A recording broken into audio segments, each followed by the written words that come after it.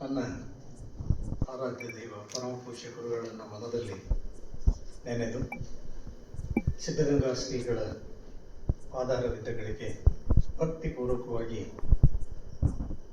ನಮಸ್ಕರಿಸಿ ಪರಮ ಪೂಜ್ಯರ ಪಾದಾರವಿಂದಗಳಲ್ಲೂ ಹಣೆ ಮಣೆದು ಎಲ್ಲ ಹರಗುರು ಚರಮೂರ್ತಿಗಳ ಪಾದಾರವಿಂದಗಳಿಗೂ ದೀರ್ಘದಂಡ ನಮಸ್ಕಾರಗಳನ್ನು ಸಲ್ಲಿಸಿ ಇಲ್ಲಿ ನೆರೆದಿರುವ ಎಲ್ಲ ಶರಣ ಬಂಧುಗಳೇ, ತಾಯಂದಿರೇ ಹಾಗೂ ಮಠದ ದೇವರುಗಳೇ, ಯಾಕೆಂದರೆ ಪರಮ ಪೂಜ್ಯರು ದೇವರನ್ನ ಕಂಡಿದ್ದೀರಾ ಅಂತ ಕೇಳಿದ್ದಕ್ಕೆ ನಾವು ಅಲ್ಲಮ್ಮನನ್ನು ಹುಡುಕಬೇಕಾದಂಥವರಲ್ಲಿ ಒಂದು ಟಿ ವಿ ಸಂದರ್ಶನದಲ್ಲಿ ಕೇಳ್ತಾರೆ, ನೀವು ದೇವರನ್ನು ನೋಡಿದ್ದೀರಾ ಬುದ್ಧಿ? ಬಹುಶಃ ನೀವೆಲ್ಲ ಹುಟ್ಟಿರಲಿಲ್ಲ ಅಂತ ಕಾಣುತ್ತೆ, ಅಷ್ಟು ವರ್ಷಗಳಿದೆ. ಹೌದು ಅಂತ ಬಿಡ್ತಾರೆ. ನಾನು ಅವತ್ತು ಟಿ ವಿ ನೋಡ್ತಾ ಇದ್ದೆ, ಏನು ಗುರುಗಳು ಹೀಗೆ ಹೇಳ್ಬಿಟ್ರಲ್ಲ, ಏನು ಒಂದು ಸ್ವಲ್ಪನೂ ಮನಸ್ಸಿನ ವೈದಾಟ ಇಲ್ಲ, ಅಲ್ಲಿ ಯೋಜನೆಯೂ ಇಲ್ಲ. ಎಲ್ಲಿ ಬುದ್ಧಿ ಎಲ್ಲಿ ನೋಡಿದ್ದೀರಾ ಅಂದರೆ, ನನ್ನ ಮಠದ ಅಂಗಳದಲ್ಲಿ ಓಡಾಡುವ ಚಿಕ್ಕ ಮಕ್ಕಳಲ್ಲಿ ನಾನು ದೇವರನ್ನು ಕಂಡಿದ್ದೇನೆ. ಇದು ಅಲ್ಲಮ್ಮ, ಇದು ಬಸವ ಇವತ್ತು ರಾಜಕೀಯ ವ್ಯಕ್ತಿಗಳ ಕೈಗಳಲ್ಲಿ ಸಿಕ್ಕು ಗಬ್ಬೆದ್ದು ಹೋಗ್ಬಿಟ್ಟಿದೆ. ಯಾಕೆಂದರೆ ಬಸವಣ್ಣ ಅಂದರೆ ಸಿದ್ದರಾಮಯ್ಯ ಹೇಳಿದ್ದು, ಇಲ್ಲಿ ಹೆಸರು ನಾನು ಅವರು ಯಾವುದೋ ಒಂದು ಪಾರ್ಟಿಗೆ ಸೇರಿದವರು ಅಂತಲ್ಲ, ನಮಗೆ ಇಲ್ಲಿ ಒಂದು ಹೆಸರು ಅಷ್ಟೇ. ಇನ್ಯಾರೋ ಒಬ್ಬ ಹೇಳ್ತಾರೆ. ಆಚಾರ ಇಲ್ಲ, ಯಾವುದೂ ಇಲ್ಲ. ಏನಿದು? ಯಾಕೆ ಹೀಗಾಗ್ತಾ ಇದೆ? ಎಲ್ಲಿ ದಾರಿ ತಪ್ಪಿಟ್ಟಿದ್ದೇವೆ ನಾವು? ಯಾವ ಬೆಳಕನ್ನು ನೋಡಿಕೊಂಡು ಬೆಳೆಯಬೇಕಾಗಿದೆ ನಾವು? ನಾನು ಮೊದಲೇ ಹೇಳ್ತೀನಿ, ನಾನು ಪಂಡಿತನಲ್ಲ, ಹೆಚ್ಚು ಓದೂ ಇಲ್ಲ, ನನ್ನ ಓದು ತುಂಬ ಸೀಮಿತ. ನಾನು ಯೋಗಿ ಸಂತ ಅಂತೂ ಅಲ್ಲವೇ ಅಲ್ಲ. ಅಟ್ಲೀಸ್ಟ್ ಪರಮ ಪೂಜ್ಯರು ತಮ್ಮನ್ನು ತಾವು ಯಾವುದೋ ಒಂದು ಶಿವ ಚೈತನ್ಯಕ್ಕೆ ತಮ್ಮನ್ನು ಸಮರ್ಪಿಸಿಕೊಂಡು ಇಲ್ಲಿ ಕೂತಿದ್ದಾರೆ. ನಾನು ಹಾಗೂ ಅಲ್ಲ, ಹೊಟ್ಟೆಪಾಡಿಗೇನೋ ಒಂದು ಇಂಗ್ಲೀಷ್ ಓದಿ ಒಂದಷ್ಟು ಪಾಠ ಮಾಡಿ ಚೆನ್ನಾಗಿ ಮಾತಾಡ್ತಾನೆ ಅಂತ ಕರೆದುಬಿಟ್ಟು ಇಲ್ಲಿ ನಿಲ್ಲಿಸಿದ್ದೀರಾ. ನಿಜವಾಗಲೂ ಬಹಳ ಕಷ್ಟ. ಬಸವಣ್ಣನ ಬಗ್ಗೆ ಅವನು ಒಂದು ಕಡೆ ಹೇಳ್ತಾನೆ, ಪ್ರಸಾದ ಕಾಯುವ ಕೂಡಲ ಸಂಗಮ ದೇವನ ಒಲಿಸ ಬಂದ ಪ್ರಸಾದ ಕಾಯುವ ಕೆಡಿಸಲಾಗದು ನೋಡ. ನಮ್ಗೆ ಅಟ್ಲೀಸ್ಟ್ ಕಾಯ ಅಂದರೆ ಏನಾದರೂ ಅಂತ ಅರ್ಥ ಆಗುತ್ತೆ. ಅಲ್ಲಮ್ಮನನ್ನು ಮುಟ್ಟಕ್ಕೆ ಹೋದರೆ ಕಾಯವೇ ಇಲ್ವಲ್ರಿ? ಬಯಲು ಏನು ಹೇಳ್ತೀರಾ ಅಲ್ಲಮ್ಮನ ಬಗ್ಗೆ? ಅದಕ್ಕೆ ನಾನು 1-2 ಸಾರಿ ಆಗಲೇ ಫೋನ್ ಮಾಡಿದ್ರು ನನಗೆ, ಹಿಂದಿನ 2 ಕಾರ್ಯಕ್ರಮಗಳಿಗೆ.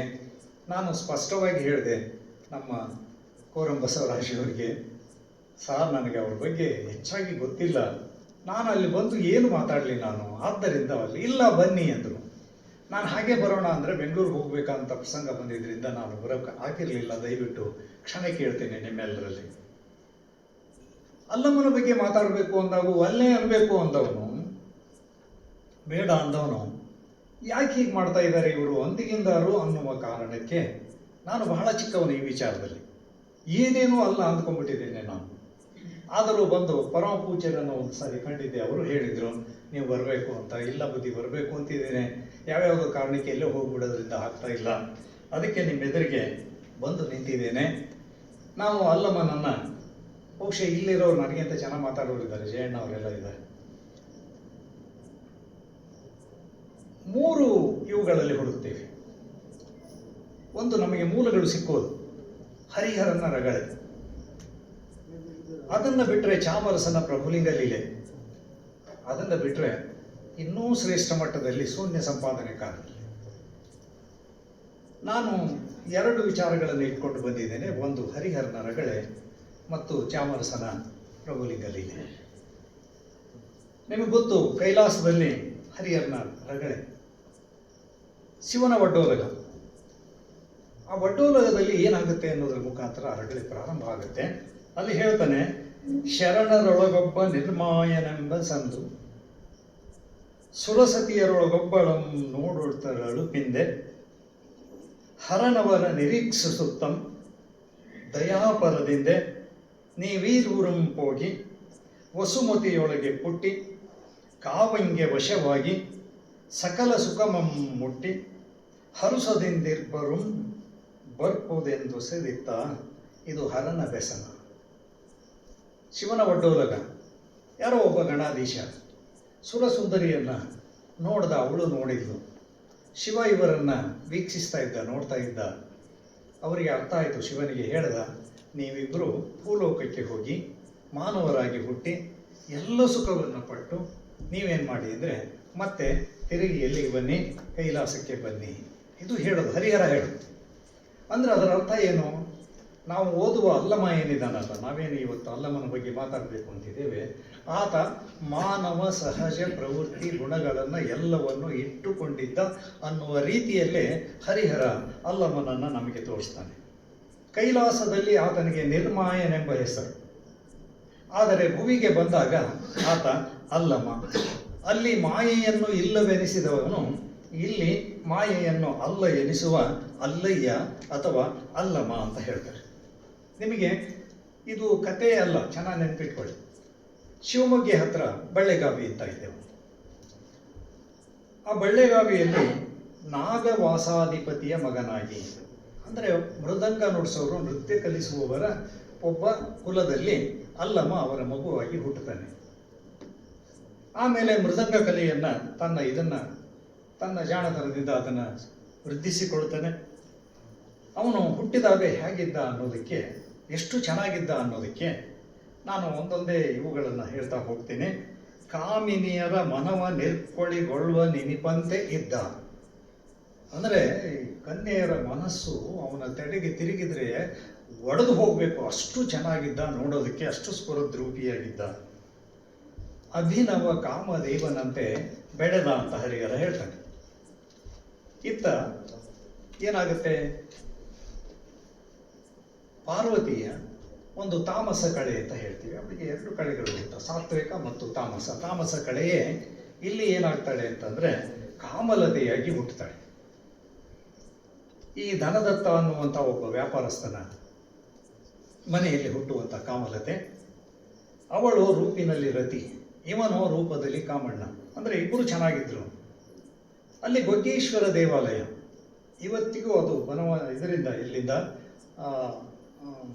ಬಳ್ಳೆಗಾವಿಯಿಂದ 2 ಮೈಲು ದೂರದಲ್ಲಿ ಇದೆ ಅಂತ ಹೇಳ್ತಾರೆ.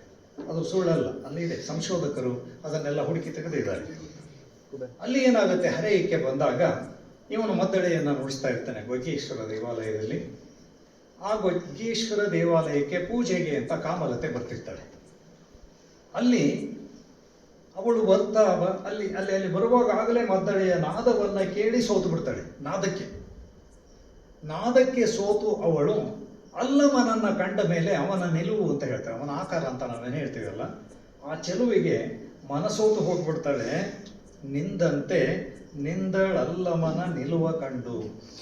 ಮನೆ ಒಂದೊಂದೇ ಇವುಗಳನ್ನು ಆಯ್ಕೆ ಮಾಡ್ಕೊಂಡಿದ್ದೇನೆ ಅಷ್ಟೇ, ಹೆಚ್ಚು ತಗೊಂಡಿಲ್ಲ. ಅಲ್ಲಮನನ್ನು ನೋಡಿದ ತಕ್ಷಣ ಅವಳಲ್ಲಿ ತಲ್ಲಣ ಶುರುವಾಗ್ಬಿಡುತ್ತೆ. ನಿಲ್ಲಕ್ಕಾಗ್ತಾ ಇಲ್ಲ ಅವಳಿಗೆ.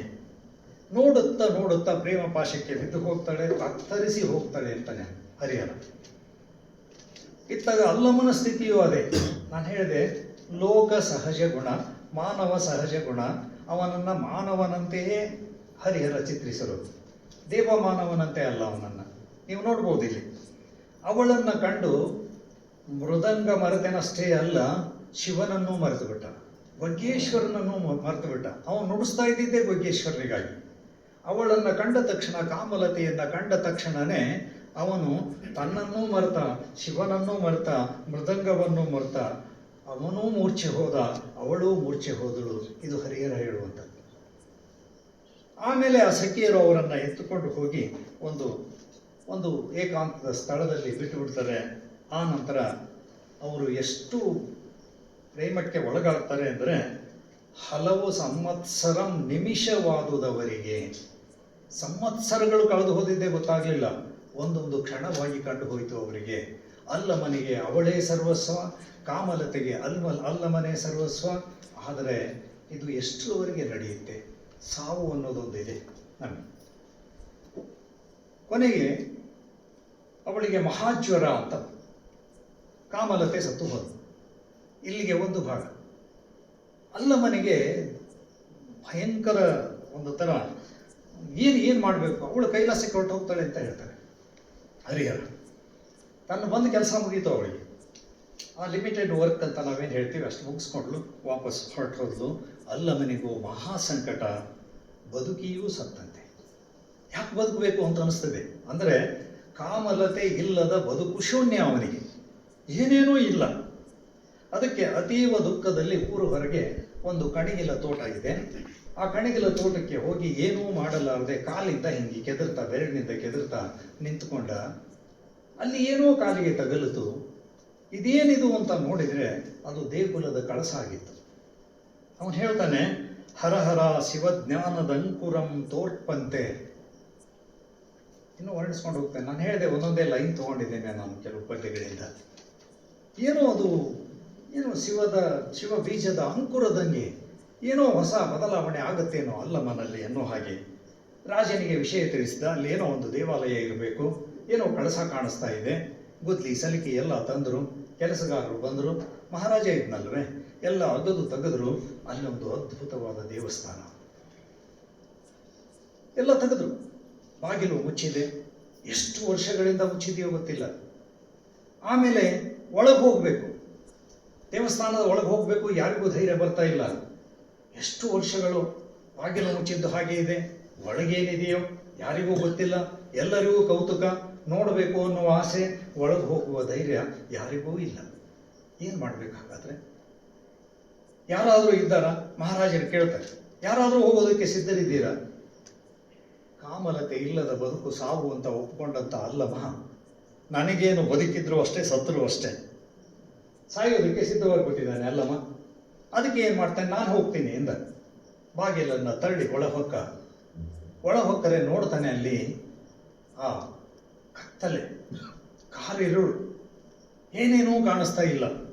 ಧೈರ್ಯದಿಂದ ಒಳಗೆ ಹೋದರೆ ಅವನಿಗೆ ನೋಡಬೇಕು ಅಲ್ಲಿ ಏನಾಗ್ತಾ ಇದೆ. ಅಲ್ಲಮನಿಗೆ ಕಂಡದ್ದು ಏನು? ಚಲಿಸದಲುಗದ ಲಿಂಗ ನಿಜ ಸಿದ್ಧನೊಪ್ಪಿರಲು ಬಸಿತ ಕೂತಿದ್ದಾನೆ. ಬತ್ತಿ ಇಲ್ಲ ಎಣ್ಣೆ ಇಲ್ಲದ, ಹರಿಹರ ಹೇಳು, ಬತ್ತೆ ಇಲ್ಲ ಎಣ್ಣೆ ಇಲ್ಲದ ದೀಪ್ತಿ ಬೆಳಗ್ಗೆ. ಎಣ್ಣೆನೂ ಇಲ್ಲ, ಬತ್ತಿನೂ ಇಲ್ಲ, ನಮಗೆ ಬೇಕು ಬತ್ತಿ, ದೀಪ ಉರಿಸ್ಬೇಕು ಅಂದ್ರಲ್ಲಿ ಏನೂ ಇಲ್ಲ, ಆದರೆ ಬೆಳಕಿದೆ. ದೀಪ್ತಿ ಬೆಳಗ್ಗೆ ಕೀಲಿಸಿದ ಪದ್ಮಾಸನಂ, ಪದ್ಮಾಸನದಲ್ಲಿ ಕೂತಿದ್ದಾನೆ ಯಾರೋ ಒಬ್ಬ. ಹೊಳೆವ ಮುಖ ಮಂಡಲಂ, ಶಿವಲಿಂಗದೋಳ್ ನಟ್ಟ ನೋಟಂ. ಅವನ ನೋಟ ಇದೆಯಲ್ಲ, ಅದು ಶಿವಲಿಂಗದಲ್ಲಿ ನೆಟ್ಟು ಹೋಗ್ಬಿಟ್ಟಿದೆ. ಕಲ್ಪ ತರುವಿನ ತೆರೆದೊಳಿದ್ದ ನಿಮಿಷ ಯೋಗಿ, ಅಲ್ಲಿ ಕೂತಿದ್ದವನು ಅನಿಮಿಷ ಯೋಗಿ, ಅಲ್ಲಮನ ಗುರು ಅಂತ ನಾವೇನು ಹೇಳ್ತೀವಿ, ಎಲ್ಲರೂ ಒಪ್ಕೊಂಡಿದ್ದಾರೆ. ಇದರಲ್ಲಿ ವಿವಾದ ಇಲ್ಲವೇ ಇಲ್ಲ. ಎಲ್ಲ ಸಂಶೋಧಕರು, ಎಲ್ಲ ಶ್ರೇಷ್ಠರು, ಶೂನ್ಯ ಸಂಪಾದಕರು, ಅಲ್ಲಮನ ಗುರು ಯಾರು ಅಂದರೆ ಅನಿಮಿಷ ದೇವ. ಹೇಗಿದ್ದಾನೆ? ಕಣ್ಣಲ್ಲೇ ಜೀವವು, ಅವನ ಜೀವ ಕಣ್ಣಲ್ಲಿ ಮಾತ್ರ ಇದೆ. ಸುತ್ತೆಲ್ಲ ಶಿವ ಕಡೆ, ಚಲನೆ ಇಲ್ಲದ ಯೋಗಿ ಆತನೇ ಅನಿಮಿಷ ಯೋಗಿ.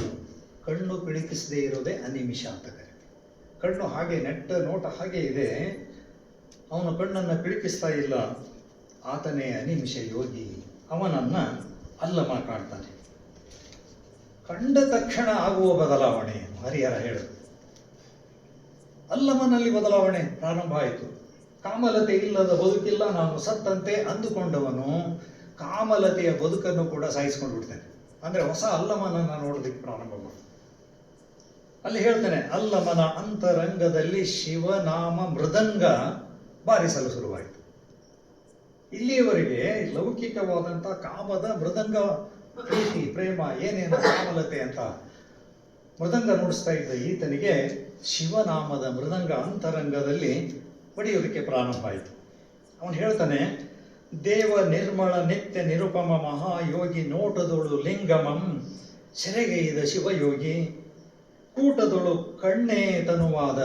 ಲೇ ಮೈಯೆಲ್ಲ ಕಣ್ಣಾಗಿ ನೋಡು, ಮೈಯೆಲ್ಲ ಕಿವಿಯಾಗಿ ಕೇಳು ಅಂತ ಹೇಳ್ತಿರ್ತೀವಿ ನಾವು ಕೆಲವು ಬಾರಿ. ಹೇಳ್ತಾನೆ ಅಲ್ಲೆಲ್ಲ, ಕೂಟದೊಳು ಕಣ್ಣೇ ತನುವಾದ ಬೆಡಗಿನ ಯೋಗಿ ಮದನನಂ ವರ್ಧಿಸಿ ಸಂದಿರ್ಧ ಭವಯೋಗಿ ಹೃದಯದೊಳು ಭಕ್ತಿಯಂ ತಡೆದಿದ್ದ ಸ್ಥಿರ ಯೋಗಿ ಅಲ್ಲಮ ಸರ್ವ ಸಮರ್ಪಣ ಭಾವದಿಂದ ಹೊಗಳಿ ಕೈ ಎತ್ತಿ ನಿಂತ, ಕೈ ನೀಡಿ ನಿಂತ. ಅವನು ಬದಲಾಗ್ಬಿಟ್ಟಿದ್ದಾನೆ. ಶಿವಕಳೆ ಬಂದುಬಿಟ್ಟಿವೆ ಅವನಿಗೆ. ಕೈ ಹೀಗೊಡ್ಡಿ ನಿಂತ. ಆ ಕೈಗೆ ಆ ಅನಿಮಿಷ ದೇವನ ಕೈಯಲ್ಲಿದ್ದ ಇಷ್ಟಲಿಂಗ ಅಂತ ನಾವೇನು ಕರಿತೀವಿ, ಪೂಜೆ ಮಾಡ್ತೀವಿ ನಾವೆಲ್ಲ, ಅದು ಏನಾಯಿತು ಅಂದರೆ ಇದ್ದಕ್ಕಿದ್ದಾಗಿ ಅವನ ಕೈಗೆ ಬಂತು. ಅಂದರೆ ಅವನು ಗುರುವಾದ ಇವನು ಶಿಷ್ಯನಾದ. ಅನಿಮಿಷ ಯೋಗಿ ಗುರುವಾದ, ಅಲ್ಲಮ ಶಿಷ್ಯನಾದ.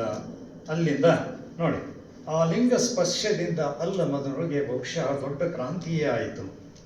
ಮುಂದುಗಾಣದ ಬದುಕು ಹೊಸ ಬೆಳಕಿನೊಂದೆ ತೆರೆಯಿತು. ಮಾನವ ಜೀವನದ ಪರಮ ಗುರಿ ಮುಂದೆ ನಿಂತಿತ್ತು. ಕಾಮಲತೆಗಾಗಿ ಬದುಕಿದ್ದವನು, ಅವಳನ್ನು ಬಿಟ್ಟರೆ ಬದುಕಿಲ್ಲ ಅಂದವನು ಈಗ ಅದೆಲ್ಲವನ್ನೂ ಮರೆತು ಬಿಟ್ಟ. ಅದು ಮರೆತು ಹೋದರೆ ಅದು ಭೂತ ಆಗೋಯ್ತು. ಭವಿಷ್ಯ ಬೇರೆ ಇದೆ, ಏನು ಮಾಡಬೇಕು? ಆಮೇಲೆ ಹೊರಗಡೆಗೆ ಜನ, ರಾಜ ಎಲ್ಲರೂ ಕೌತುಕದಿಂದ ಕಾಯ್ತಾ ಇದ್ರು. ಅಲ್ಲಮ್ಮ ಬರ್ತಾನೆಯೇ, ಒಳಗೆ ಹೋದವನು ಬರ್ತಾ ಇದ್ದಾನೆ, ಏನಾಗಿದೆ, ಏನಾಗಿತ್ತು, ಹೇಗ ಬಂದ ಅಂದರೆ ನೋಡಿ ಹೇಳ್ತಾನೆ ಅವನು. ಎತ್ತಣ ಕಾಮಲತೆ ಎತ್ತಣ ಅಲ್ಲಮ, ಎತ್ತಣ ಮಾಮರ ಎತ್ತಣ ಕೋಗಿಲೆ ವಚನ ನೆನಪಾಗುತ್ತೆ. ಎತ್ತಣ ಕಲಶ, ಎತ್ತಣ ಶಿವಾಲಯ, ಇದು ಪುಣ್ಯ ಫಲ, ಇದು ಶಿವನ ಸುಜ್ಞಾನದ ಅನುಭವ. ಕಾಮಲತೆಗೆ ಒಲಿದಿದ್ದನೆಂಬುದು ಹುಸಿ. ನೋಡ, ಪ್ರೇಮವದು ಶಿವಲಿಂಗ ಪೂಜೆ ಇದಿರನ್ನು. ಹಿಂದೆ ಇತ್ತಲ್ಲ, ಕಾಮಲತೆಗೆ ಈತ ಒಲಿದಿದ್ದ, ಹಿಂದೆ ಅವಳನ್ನು ಪ್ರೇಮಿಸಿದ್ದ, ಲೌಕಿಕ ಬದುಕಿನಲ್ಲಿ ವಿಷಯ ವಾಸನೆಯೊಂದಿಗೆ ಇದ್ದ. ಇದೆಲ್ಲವೂ ಅಳಿದು ಹೋಗಿತ್ತು. ಇದ್ಯಾವುದು ಅವನಿಗೆ ನೆನಪಿಲ್ಲ. ಈಗ ಹೊಸ ಬೆಳಕು, ಅದು ಶಿವ ಬೆಳಕು. ಅಲ್ಲಮನಿಗೆ ಶಿವಗರ ಬಡಿದಿತ್ತು. ನೋಡಿ, ಅಲ್ಲಮನಿಗೆ ಶಿವಗರ ಬಡಿದಿತ್ತು. ಶಿವತತ್ವವೀತಂಗೆ ಕರತಲ ಮಲಕವಾದದು, ಪರಶಿವ ಯೋಗ ನಿಜವಾದುದೀತಂಗೆ. ಅಲ್ಲಮ ಪಡೆದ ಗುರು ಅನಿಮಿಷ ಯೋಗಿಯ ಕಾರುಣ್ಯವಿದು ಅಂತ ಹರಿಹರ ಹೇಳ್ತಾನೆ. ಲೌಕಿಕದಲ್ಲಿ ಉಳುಗಿದ್ದ ಅಲ್ಲಮ ಈಗ ಅಲೌಕಿಕ ಲೋಕಕ್ಕೆ ಹೊರಟು ಬಿಡ್ತಾನೆ. ಒಂದು ರೀತಿಯಲ್ಲಿ ದೇಹ ಅಲೌಕಿಕ ಬದುಕಿಗೆ ತೆರೆದುಕೊಡ್ತಾ ಹೋಗುತ್ತೆ. ಪರದ ಪರಿವೆಯಲ್ಲಿ ಇಹದ ಪರಿವೆಯನ್ನು ಮರೆತು ಬಿಡ್ತಾನೆ ಅವನು. ಆತ ಹೇಗಿದ್ದ, ಹೇಗೆ ಬಂದ ಅಂತಂದರೆ, ನಡೆದುದೇ ಬಟ್ಟೆ ಯಾವುದುದು ಶಿವನ ಮದಕರಿಗೆ. ಮದಕರಿ ಅಂದರೆ ನಿಮಗೆ ಗೊತ್ತು, ಆನೆ, ಮದಿಸಿದ ಆನೆ. ಅವನಿಗೆ ಶಿವನ ಮದಕರಿ ಅವನು. ಈ ಅಹಮ್ಮಲ್ಲ ಅವನಿಗೆ, ನಾನೇ ಶಿವ ಅನ್ನುವಂತಹ ಒಂದು ಭಾವನೆ. ಆತ ಹೊರಗೆ ಬಂದ, ಆತ ನಡೆದಿದ್ದೇ ದಾರಿಯಾಯಿತು, ಆತ ನುಡಿದಿದ್ದೇ ವೇದವಾದುದು ಲಿಂಗವಂತಂಗೆ. ಹರಿಹರ ಹೇಳೋದು. ನಂತರ ನಿಮಗೆ ಗೊತ್ತು, ಅಲ್ಲಿಂದ ಹೊರಗೆ ಬಂದ ಮೇಲೆ ಅದು ಹೊಸ ಅಲ್ಲಮ, ಅದು ಹೊಸ ಬೆಳಕು. ಅಲ್ಲಿಂದ ಕಾಡು, ಮೇಡು, ಗುಡ್ಡ, ನದಿ ಎಲ್ಲೆಲ್ಲೂ ತಿರುಗಿದ, ಸಾಧನೆ ಮಾಡ್ತಾ ಹೊರಟ. ಆ ನಂತರ ಆತ ನಿಂತ ತಾಣ ಎಲ್ಲ ಪುಣ್ಯಕ್ಷೇತ್ರವಾಯಿತು. ಮುಟ್ಟಿದ ಜಲವೆಲ್ಲ ತೀರ್ಥ ಆಯಿತು ಅಂತ ಹೇಳ್ತಾನೆ. ಸಿದ್ಧನಾಗಿ ಆತ ಲೋಕ ಸಂಚಾರ ಕೈಗೊಡ್ತಾನೆ. ಆ ನಂತರ ನಿಮಗೆ ಗೊತ್ತು, ಅಲ್ಲಮ್ಮ ಒಂದು ರೀತಿಯಲ್ಲಿ ಡಿವೈನ್ ಟಚ್ಗೆ ಒಳಗಾದ ಅಂತ ಹೇಳ್ತೀವಿ ನಾವು. ಇದನ್ನು ಪುಷ್ ಬಟನ್ ಅಂತ ಕರೀತಾರೆ ಕೆಲವು ಬಾರಿ. ಆ ರೀತಿಯ ಕಾರುಣ್ಯ ಬಹಳ ಇದು. ಈಗಲೂ ನೀವು ಬಳ್ಳೆಗಾವಿ ಹತ್ತಿರ ನಾನು ಹೇಳಿದ್ನೆಲ್ಲ, ಗದ್ದುಗೆ ಇದೆ, ಅನಿಮಿಷವಿ ಒಂದು ಅಂತ ಹೇಳ್ತಾರೆ, ಗೊಗ್ಗಯ್ಯನ ದೇವಸ್ಥಾನ ಇದೆ ಅಂತ ಹೇಳ್ತಾರೆ. ಎಂತಹ ಬದಲಾವಣೆ ಅವನಲ್ಲಾದದ್ದು. ಲೋಕವಾರ್ತೆಯ ಮರೆತೆ ಹೋಯಿತು. ಸಾತ್ವಿಕ ರಸಂ ಪುಟ್ಟಿ ಶಿವಸ್ಫೂರ್ತಿ ಮೂಡಿತು. ಗುರುವಿನೆದುರು ಶರಣಾಗತಿ ಲಿಂಗಕ್ಕಾಗಿ ಕೈ ಬಿಡಿಯುವುದು. ಕ್ರಿಯೆಯೆಲ್ಲ ದೈವ ಪ್ರೇರಿತವೆಂಬಂತೆ ನಡೆದು ಹೋಯಿತು. ಅಲ್ಲಮ ತನ್ನೊಳಸತ್ವವನ್ನು ತಾನೇ ಅರಿತುಕೊಂಡ. ಅಲ್ಲಮನ ನಡೆ ನುಡೆ ಎಲ್ಲವೂ ಬೇರೆಯಾಯಿತು. ವೀರಶೈವದ ಧರ್ಮದ ಹಿನ್ನೆಲೆಯಲ್ಲಿ ಗಮನಿಸಿದರೆ ಇದು ಗುರುವೇ ದಿವ್ಯ ಮಾರ್ಗದರ್ಶಕ. ಈಗ ನಾನು ಜಯಣ್ಣ ಹತ್ರ ಮಾತಾಡ್ತಾ ಇದ್ದೆ, ಒಂದು ವಚನದ ಬಗ್ಗೆ ಅವರು ಹೇಳ್ತಾ ಇದ್ರು. 20ನೇ ಶತಮಾನದ ಶಿಷ್ಯನಿಗೆ ವಂದಿಸಿ ಕಲಿಸಬೇಕು ಅನ್ನೋದನ್ನು ಎಷ್ಟು ತಪ್ಪಾಗಿ ಅರ್ಥ ಮಾಡ್ಕೊಂಡ್ಬಿಟ್ಟಿದ್ದಾರೆ ಮೇಷ್ಟ್ರುಗಳು. ನಾನು ಹೇಳಿದೆ, ಅವರು ಮೇಷ್ಟ್ರುಗಳು, ಅವರು ಶಿವಯೋಗಿಗಳಲ್ಲ. ಆದ್ದರಿಂದ ನನಗೆ ಒಬ್ಬರು ಒಂದು ಕತೆ ಹೇಳಿದರು. ಬೇಂದ್ರೆ ಕೂಡ ನನಗೆ ನೆನಪಾದ ಒಂದು ಕತೆ. ಏನು ಅಂತಂದರೆ, ಒಂದು ದೇವಾಲಯ ಇದೆ ಬೆಟ್ಟದ ಮೇಲೆ. ಅಲ್ಲಿ ಯಾರಾದರೂ ಹೋಗಲಿ, ಅವ್ರು ಎಷ್ಟು ಎತ್ತರ ಇರ್ತಾರೋ ಅಷ್ಟೇ ಎತ್ತರ ದೇವರು ಕಾಣೋದು. 6.5 ಅಡಿ ಎತ್ತರದವನು ಹೋಗ್ಬಿಟ್ರೆ 6.5 ಅಡಿ ಎತ್ತರ. ನಾವು ಆಶ್ಚರ್ಯ ಪಟ್ಕೊಂಡು ಅದನ್ನು ನೋಡಬೇಕು ಅಂತ. ಅದು ಕಾಲ್ಪನಿಕ ಕತೆ ಹೇಳಿದ್ದು. ನಮ್ಮ ಭಾವನೆ ಹೇಗಿದೆಯೋ ಅಲ್ಲಿ ಹೋಗ್ತೇವೆ, ಮೂರ್ತಿ ನೋಡಿ ಎಷ್ಟು ಚೆನ್ನಾಗುತ್ತೆ, ಎಷ್ಟು ಚೆನ್ನಾಗಿ ಕಡ್ದವನು, ಕಲ್ಲು ಎಲ್ಲಿಂದ ತಂದವನೇ ಅಂದರೆ ನಾನು ಒಡ್ಡ, ಶಿವಯೋಗಿ ಅಲ್ಲ. ಅದು ಅಲ್ಲಿ ಧನ್ಯತೆಯ ಭಾವದಿಂದ ಶಿವನೇ ನನಗೆ ಕಾಣಿಸ್ತಾನೆ ಅಂತ ಅನಿಸಿದರೆ ಮಾತ್ರ ಆವಾಗ ಶಿವಯೋಗಿ ಆಗೋದಕ್ಕೆ ಸಾಧ್ಯ. ಅದಕ್ಕೆ ಏನು, ನಮ್ಮ ದೃಷ್ಟಿ ಚೆನ್ನಾಗಿರಬೇಕು ಅಂತ. ಇಲ್ಲಿ ಅಲ್ಲಮನ ಒಂದು ವಚನ ನಿಮಗೆ ಗೊತ್ತಿದೆ. ಅದು ಹೇಗೆ ಹಸ್ತಮಸ್ತಕ ಸಂಯೋಗ ಅದೆಲ್ಲ ಇರುತ್ತಲ್ಲ. ಕಾಣಬಾರದ ಗುರು ಕಣ್ಣಿಗೆ ಗೋಚರವಾದೆಡೆ, ಕಾಣಬಾರದ ಗುರು ಕಣ್ಣಿಗೆ ಗೋಚರವಾದೆಡೆ ಹೇಳಲಿಲ್ಲದ ಭಿನ್ನಪ್ಪ. ಮುಟ್ಟಲಿಲ್ಲದ ಹಸ್ತ ಮಸ್ತಕ ಸಂಯೋಗ, ಕೂಸಲಿಲ್ಲದ ವಿಭೂತಿ ಪಟ್ಟ, ಕೇಳಲಿಲ್ಲದ ಕರ್ಣಮಂತ್ರ, ತುಂಬಿ ತುಳುಕುವ ಕಳಶಾಭಿಷೇಕ, ಆಗಮವಿಲ್ಲದ ದೀಕ್ಷೆ, ಪೂಜೆಗೆ ಬಾರದ ಲಿಂಗ, ಸಂಘವಿಲ್ಲದ ಸಂಬಂಧ, ಸ್ವಯವಪ್ಪ ಅನುಗ್ರಹವ ಮಾಡಿ ಆನುಗೊಂಬಂತೆ ಮಾಡ ಗುಹೇಶ್ವರ. ನಿಮಗೆ ಲಿಂಗ ದೀಕ್ಷೆ ಗೊತ್ತು ಎಲ್ಲ, ಗುರುಗಳು ವಿಭೂತಿ ಇದನ್ನು ಮಾಡ್ತಾರೆ, ಅಲ್ಲಿ ಮಂಗಳಾಭಿಷೇಕ ಇರುತ್ತೆ. ಆ ನಂತರ ಹಸ್ತಮಸ್ತಕ ಸಂಯೋಗ, ತಲೆ ಮೇಲೆ ಕೈಯನ್ನು ಇಟ್ಟು ಕಿವಿಯಲ್ಲಿ ಪಂಚಾಕ್ಷರಿ ಮಂತ್ರವನ್ನು ಹೇಳಿ ಪೂಜೆಗೆ ಏನೇನು ಬೇಕೋ ಆಗಮದ ಪ್ರಕಾರ ಎಲ್ಲವನ್ನೂ ಮಾಡ್ತಾರೆ. ಇದು ಯಾವುದೂ ಲೌಕಿಕ ದೃಷ್ಟಿಯಲ್ಲಿ ನಡೆಯಲೇ ಇಲ್ಲ ಅಲ್ಲಮನಿಗೆ. ಆದರೆ ಶಿವಯೋಗಿಯ ಜ್ಞಾನ ಮಾತ್ರ ಬಂತಲ್ಲ, ಅಚ್ಚರಿ ಅಲ್ವಾ? ಹಾಗಾದರೆ ಅಲ್ಲಮ್ಮ ಅಸಾಮಾನ್ಯ ಅಲ್ಲವೇ? ಎಲ್ಲ ಗುರುವಿನ ಚಿತ್ ಶಕ್ತಿಯಿಂದ ಪಡೆದುಕೊಂಡ. ಇದು ಕೇವಲ ಕೆಲವರಿಗೆ ಮಾತ್ರ ಸಾಧ್ಯ, ಎಲ್ಲರಿಗೂ ಇದು ಸಾಧ್ಯ ಇಲ್ಲ ಅನ್ನೋದು ಇಲ್ಲಿ. ಇದು ರಗಳೆಯಲ್ಲಿ ನೋಡ್ತಾ ಬಂದಾಗೆ ನಮಗೆ ಒಂದು ವ್ಯತ್ಯಾಸ ಕಾಣಿಸುತ್ತೆ. ಅಲ್ಲಮ ಪ್ರಭುವಿನ ಜೀವನವನ್ನು ನಾವು ಚಾಮರಸನ ಪ್ರಭುಲಿಂಗ ಲೀಲೆಯಲ್ಲಿ ನೋಡುವಾಗ ಎಂಟೈರ್ಲಿ ಡಿಫರೆಂಟ್, ಬಹಳ ವ್ಯತ್ಯಾಸ ಇದೆ. ಇಲ್ಲಿ ವಚನಗಳ ಪ್ರಸ್ತಾಪವೇ ಇಲ್ಲ, ಎಲ್ಲಿ ರಗಳೆಯಲ್ಲಿ. ಬಹುಶಃ ಯಾಕಿರ್ಬೋದು ಅಂದರೆ ಈ ಹರಿಹರ ಬಂದಿದ್ದು ಕೇವಲ 12ನೇ ಶತಮಾನದ ಒಂದು 50 ವರ್ಷಗಳ ಅಂತರದಲ್ಲಿ ಬಂದವು. ಬಹುಶಃ ಅವಾಗ ಏನಾಗಿದೆ ಅಂತಂದರೆ ವಚನಗಳೆಲ್ಲ ನಿಮಗೆ ಗೊತ್ತು, ಕ್ರಾಂತಿಯಾಗಿತ್ತು, ಎಲ್ಲೆಲ್ಲೋ ಹೊರಟು ಹೋಗ್ಬಿಟ್ಟಿದ್ವು. ಸಿಕ್ಕಿರೋರು ಎಷ್ಟು ಚೆನ್ನಾಗಿದಾವ್ರಿ, ಇನ್ನೆಲ್ಲ ಕಳ್ಕೊಂಡಿದ್ದೇವಲ್ಲ, ದೊಡ್ಡ ಸಂಪತ್ತನ್ನು ಕಳ್ಕೊಂಡಿದ್ದೇವೆ. ಅದು ಏನೇನಾಯಿತು ಏನೇನೋ ಹೇಗೋ ಗೊತ್ತಿಲ್ಲ. ಫಗು ಹರಕಟ್ಟಿಯವರನ್ನು ನಾವು ಯಾಕೆ ಅಭಿನವ ಬಸವಣ್ಣ ಅಂತೀವಿ ಅಂದರೆ ಇದೇ ಕಾರಣಕ್ಕೆ. ನಮಗೆ ಶರಣ ಚಿಂತನೆಯನ್ನು, ವಚನಗಳನ್ನು ಉಳಿಸಿಕೊಟ್ಟ ಮಹಾನುಭಾವ ಮಹಾದೇವ ಫಗು ಹರಕಟ್ಟಿಯವರು. ಮುಂದೆ ನಿಮಗೆ ಗೊತ್ತು ಇದ್ಯಾವುದು ಯಾಕಿಲ್ಲ ಅಂದರೆ ಬಹುಶಃ ಹರಿಹರನಿಗೆ ಅವು ಸಿಕ್ಕಿಲ್ಲ.